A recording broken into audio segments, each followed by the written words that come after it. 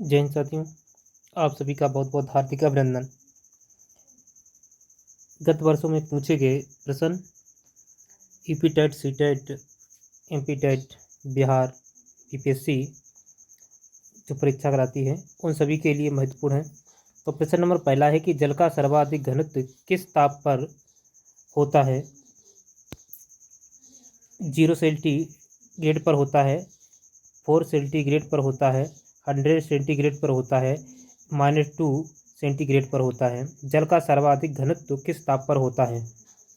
पहले प्रश्न का आंसर करें तो 4 डिग्री सेंटीग्रेड पर होता है जल का सर्वाधिक घनत्व। प्रश्न नंबर दूसरा,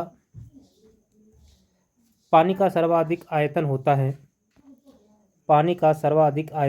है बर्फ बनने पर 4 डिग्री सेंटीग्रेड पर, 100 सेंटीग्रेड पर या 10 सेंटीग्रेड पर। बताएं, पानी का सर्वाधिक आयतन होता है तो ऑप्शन नंबर ए सही है। बर्फ बनने पर पानी का सर्वाधिक आयतन होता है। प्रश्न नंबर 3,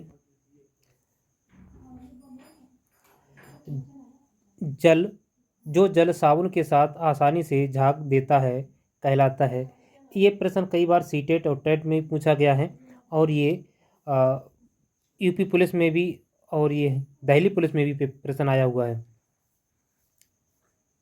तो जो जल साबुन के साथ आसानी से झाग देता है कहलाता है खारा पानी, मृदुल जल, कठोर जल, उपयुक्त कोई नहीं। अतः जो जल साबुन के साथ आसानी से झाग देता है कहलाता है तो ऑप्शन नंबर बी सही है, मृदुल जल। तो ऑप्शन नंबर बी सही है। ठीक है, जो मृदुल जल होता है वो जल साबुन के साथ आसानी से झाग देता है।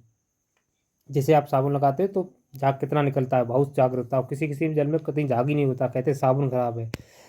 प्रश्न नंबर 4 है, जल की कठोरता का कारण होता है। जल की कठोरता का क्या कारण होता है?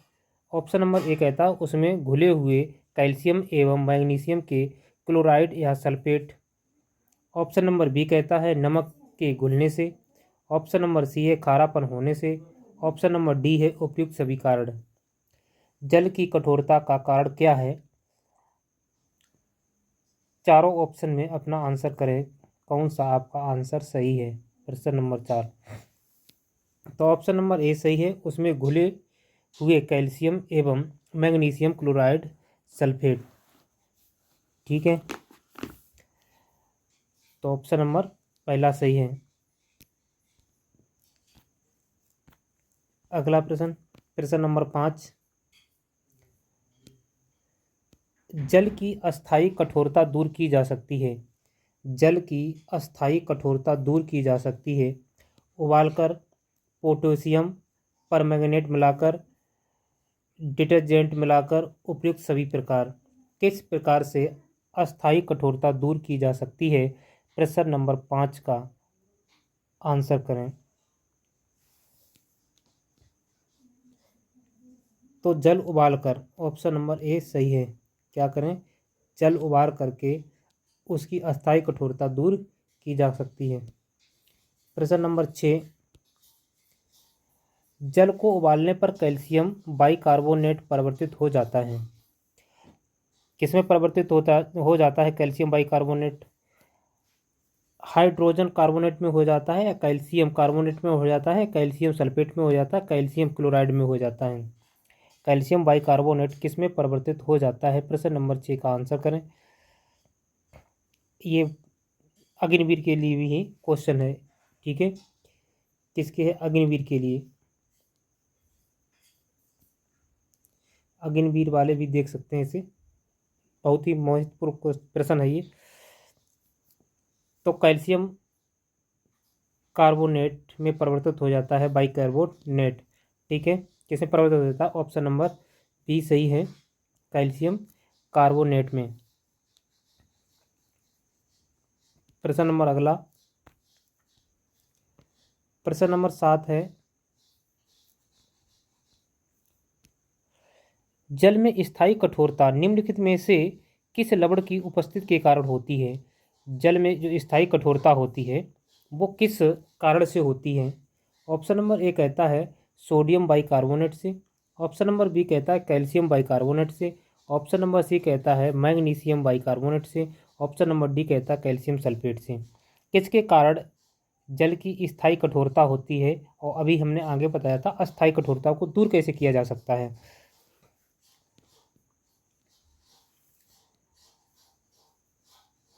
तो आंसर ऑप्शन नंबर डी सही है, कैल्शियम सल्फेट से। ठीक है, कौन सा आंसर सही है?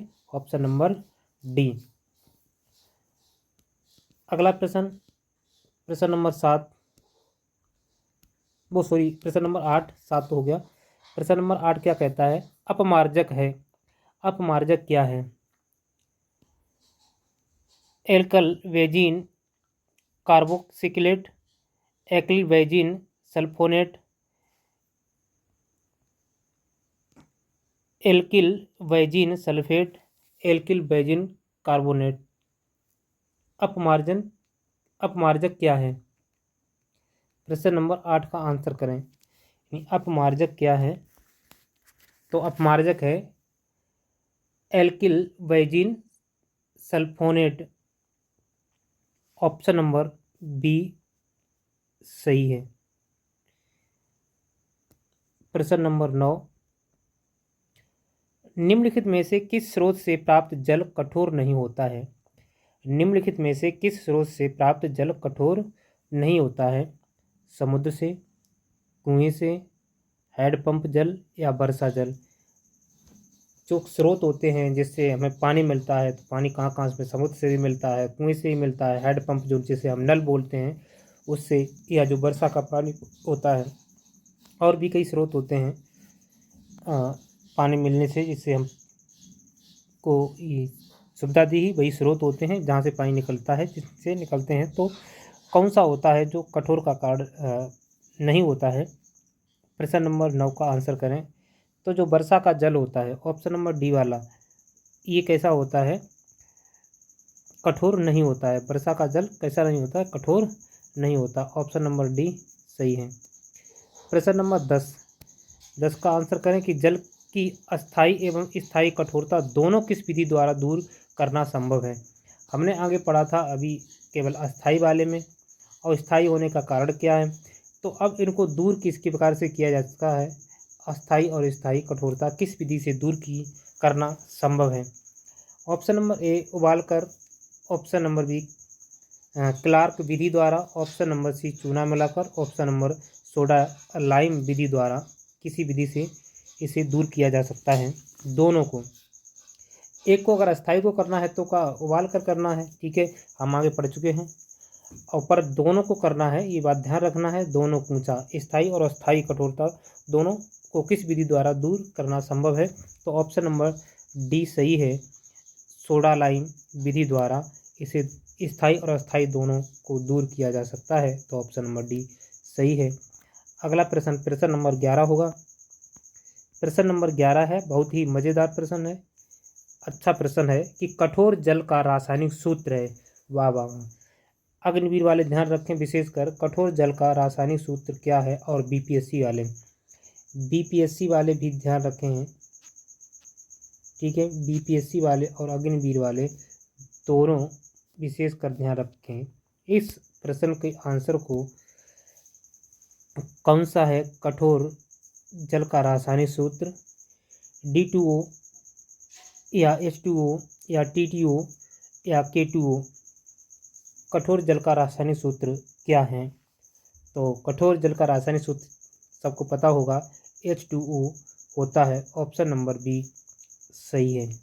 ठीक है, कौन सा होता है? H2O। प्रश्न नंबर 12, प्रश्न नंबर 12 कहता है आसुत जल में मैग्नीशियम क्लोराइड मिलाने पर किस प्रकार की कठोरता प्राप्त होगी? प्रश्न नंबर 12 का आंसर करें कि आसुत जल में मैग्नीशियम क्लोराइड मिलाने पर किस प्रकार की कठोरता प्राप्त होगी? स्थायी, अस्थायी, स्थायी एवं अस्थायी दोनों, जल मृदु रहेगा। प्रश्न नंबर 12 का आंसर। आसुत जल में मैग्नीशियम क्लोराइड मिलाने पर किस प्रकार की कठोरता प्राप्त होगी? तो स्थायी प्राप्त होगी। ऑप्शन नंबर ए सही है। ऑप्शन नंबर ए सही है, स्थायी कठोरता प्राप्त होगी। प्रश्न नंबर 13। प्रश्न नंबर 13 पूछ रहा है कि शुद्ध जल का क्वथनांक होता है। शुद्ध जल का क्वथनांक कितना होता है? 10 डिग्री सेल्सियस होता है, 100 डिग्री सेल्सियस होता है, या 49.5 डिग्री सेल्सियस होता है, या 37 डिग्री सेल्सियस होता है। शुद्ध जल का क्वथनांक कितना होता है?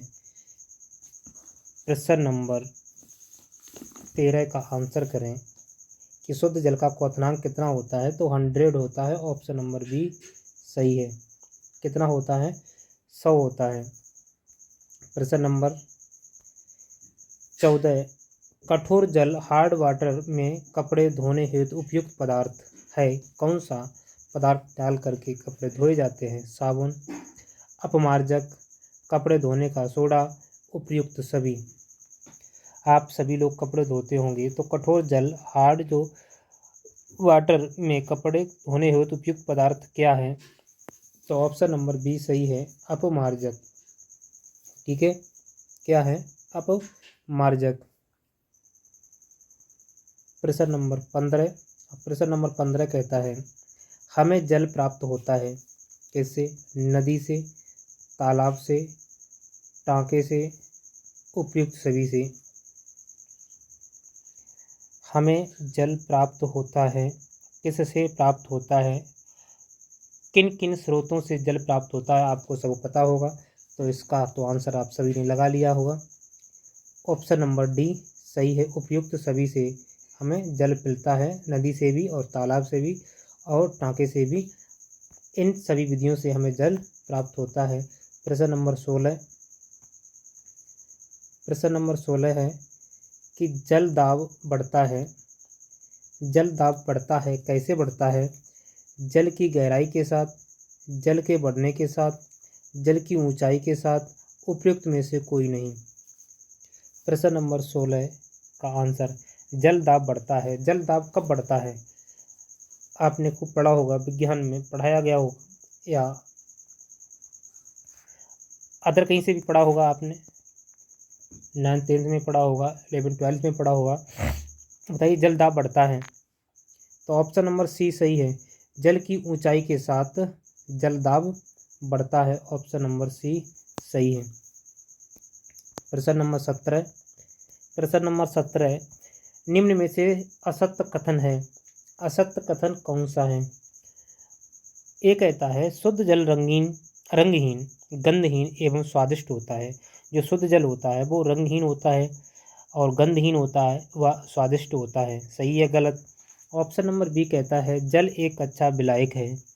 ऑप्शन नंबर सी है कि जल का निरंतर बाष्पीकरण होता रहता है। ऑप्शन नंबर डी जल दबाव डालता है। इनमें से कौन सा आंसर, वो जो ऑप्शन है वो गलत है, वही आपको चुनना है। तो हमें तो यही नज़र आ रहा है, ऑप्शन नंबर ए गलत है। शुद्ध जल रंगहीन गंधहीन व स्वादिष्ट होता है, ये बात गलत है। यही बात गलत है, यही आंसर सही है। तो ए आंसर इसमें सही है। प्रश्न नंबर 18 जल का कितना प्रतिशत भाग सागरों और महासागरों में है? जल का कितना प्रतिशत भाग सागरों और महासागरों में है? 80% है, या 90% है, या 95% है, या 97% है? जल का कितना प्रतिशत जो भाग है वो सागरों और महासागरों में है? तो ऑप्शन नंबर डी सही है, 97%। कितना है? 97% जो भाग है वो सागरों और महासागरों में है। प्रश्न नंबर 19। प्रश्न नंबर 19 कहता है कि पृथ्वी को नीला ग्रह कहते हैं क्योंकि, यानी पृथ्वी को नीला ग्रह क्यों कहा जाता है, उसका रीजन क्या है? कि पृथ्वी पर आकाश नीला है। ऑप्शन नंबर बी कहता है पृथ्वी पर पानी नीला दिखाई देता है, इसके कारण। ऑप्शन नंबर ई होना चाहिए, सी होना चाहिए, सी यहाँ सी होना चाहिए। पृथ्वी के धरातल पर जल की प्रचुर आपूर्ति है, उपयुक्त सभी। बताइए पृथ्वी को नीला ग्रह कहते हैं, क्यों कहते हैं भाई? इसका कारण बताओ कि पृथ्वी को नीला ग्रह क्यों कहा जाता है। यानी पृथ्वी पर आकाश नीला है, इसलिए पृथ्वी पर आकाश है क्या? आपने देखा पृथ्वी पर कहीं आकाश? ऑप्शन नंबर बी कहता है पृथ्वी पर पानी नीला दिखाई देता है। अच्छा, आपने सब देखा पृथ्वी पर सारा पानी नीला ही दिखाई देता है, इसके लिए कारण आकाश नीला दिखाई देता है, ऐसा कुछ है क्या? ऑप्शन नंबर डी कहता है पृथ्वी के धरातल पर जल की प्रचुर आपूर्ति है। तो ऑप्शन नंबर बी, वो जो सी है, ये सही है। ऑप्शन नंबर सी सही है, पृथ्वी के धरातल पर जल की प्रचुर आपूर्ति है। प्रचुर यानी जल अधिक है, इसलिए हमें आकाश नीला दिखाई देता है, प्रचुर मात्रा है। इस वीडियो में इतना ही। हमारे 19 प्रश्न ये कंप्लीट हुए। अगर हमारा सेशन आपको अच्छा आया, पसंद आया हो तो इस वीडियो को लाइक कर दें, और चैनल पर पहली बार देख रहे हैं तो सब्सक्राइब ज़रूर कर लें, जिससे हम जो भी वीडियो डालें वो आप तक पहुंच सके, मेरी मेहनत आपके काम आ सके। बस यही एक मेरा ध्येय है। जो भी हम आपकी सेवा करना चाहते हैं वो मेरी सेवा पूरी हो सके और आप अपने लक्ष्य तक पहुंच सकें, भगवान से यही मेरी प्रार्थना है। और सभी आप सुख रहें, संपन्न रहें, अपने लक्ष्य तक पहुँचें, अपना नाम रोशन करें, अपने घर वालों का, माता पिता का, सभी का। जय हिंद, जय साथियों, मिलते हैं अगले वीडियो में। तब तक के लिए